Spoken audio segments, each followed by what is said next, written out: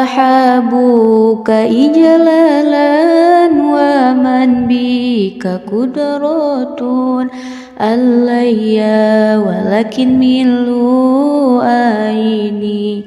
habibuka asika ulaka anjeun ka patri najaraati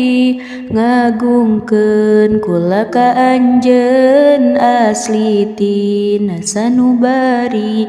ngan teu bisa kula jujur lewat kata nu ditutur sabab ieu waksa kujur bingahna henteu kaukur kur bisa malingkeun hate